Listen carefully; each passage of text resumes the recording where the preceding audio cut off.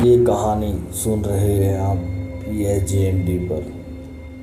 बात राजस्थान के एक छोटे से गांव की है और बात उस समय की है जब लोग एक जगह से दूसरी जगह आने जाने के लिए मोटर कार आदि का उपयोग नहीं करते थे, क्योंकि उस ज़माने में गाँव में ये सुविधाएं ना के बराबर थी।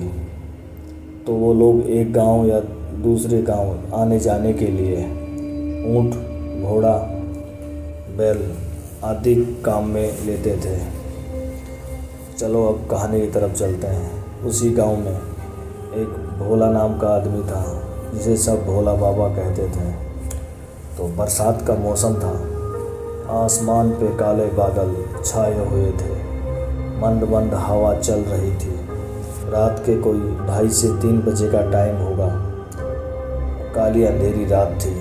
भोला बाबा को किसी दूसरे गांव कोई काम था, इसलिए भोला बाबा उठा। उठने के बाद रास्ते में खाने के लिए रोटियां और थोड़ा अचार रखा और अपने ऊँट को लेकर चल पड़ा। भोला बाबा अपने ऊँट को पकड़े हुए कच्चे रास्ते से दूसरे गांव की ओर किसी काम के लिए निकले ही थे। तो रास्ते में कहीं कहीं उन्हें कुत्तों और भेड़ियों की रोने और चीख चिल्लाने की आवाज़ें सुनाई देती थी। भोला बाबा ने अपनी चिलम जलाकर पीते हुए आगे ऊँट को पकड़कर पैदल ही चिलम पीते हुए जा रहे थे। कुछ दूर रास्ते में भोला बाबा को एक औरत दिखाई दी। पास आने पर उस औरत ने भोला बाबा से बोली, ओ ऊँट वाले, मेरे को तेरे ऊँट पर बैठा कर अगले गांव तक ले चल। भोला बाबा ने सोचा, चलो परेशान हो गई रास्ते में, रात का टाइम है, बैठा लेता हूँ।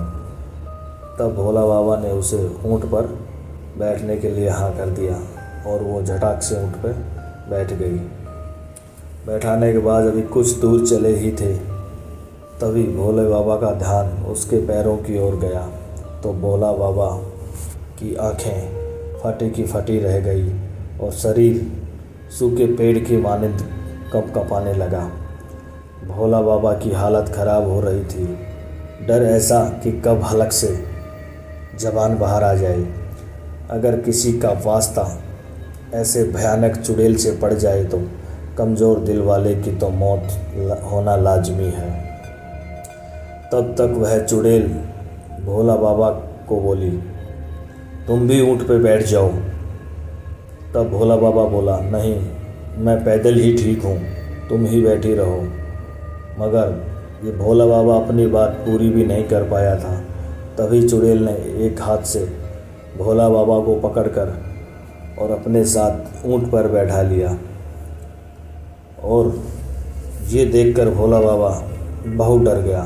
तब वह औरत बोली, तुम्हें डरने की ज़रूरत नहीं है। मैं अगले गांव जाकर के अपने भाभी को ख़त्म करना चाहती हूँ, जिसने अभी अभी एक बच्चा जन्म दिया है। यह बात सुनने के बाद भोला बाबा और ज़ोर से डरने लगा। उनका पूरा शरीर बर्फ़ जैसा ठंडा हो रहा था। सही मायने में आज भोला बाबा को असली डर का एहसास हो रहा था। अगले गांव पहुंचने से पहले एक नदी गिरती थी। वह जैसे ही नदी के अगले ओर पहुंचे तो वह चुड़ैल ऊँट से उतरकर भोला बाबा को एक सफ़ेद पत्थर की ओर इशारा करते हुए बोली, उस नदी के पत्थर को देख रहे हो, उसके नीचे सोने के 2 सिक्के हैं, वो तुम्हारा भाड़ा है। पत्थर के नीचे से उठाकर ले लो और चले जाओ, लेकिन पीछे मुड़कर मत देखना। भोला बाबा डरा हुआ यह देख ही रहा था कि तभी अचानक से वह चुड़ैल वहाँ से गायब हो गई। गायब होने के बाद भोला बाबा ने तुरंत उस पत्थर के पास गया डरते हुए और उस पत्थर को हटाया तो वहाँ पे सच में 2 रुपए सोने के उसको मिल गए। उन सिक्कों को लेने के बाद भोला बाबा अपने ऊँट पर बैठकर वहाँ से दौड़ने लगा। उस दौड़ते हुए भोला बाबा उस गांव को क्रॉस कर ही रहा था, तभी उस गांव में ज़ोर से रोने और चीखने की आवाज़ें आने लग गई। भोला बाबा समझ गया था कि वो जिस वजह से आई है उसने वो मकसद पूरा कर लिया। इस बात को लेकर भोला बाबा बहुत दुखी भी था, लेकिन वो डर से बहुत डर रहा था और बहुत घबरा भी रहा था। जैसे तैसे करके भोला बाबा अपने घर पहुंचा तो अपने घर वालों को बताया। घर वालों ने एक तांत्रिक को बुलवाकर भोला बाबा का इलाज करवाया, लेकिन फिर भी भोला बाबा महीनों तक बुखार से पीड़ित रहे।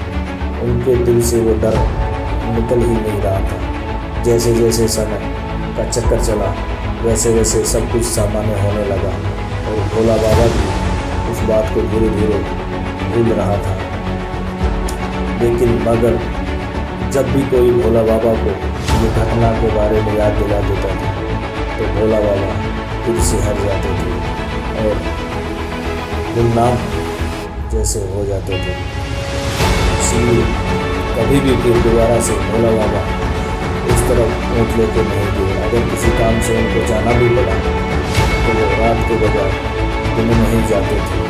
इसी के साथ ये कहानी समाप्त होती है।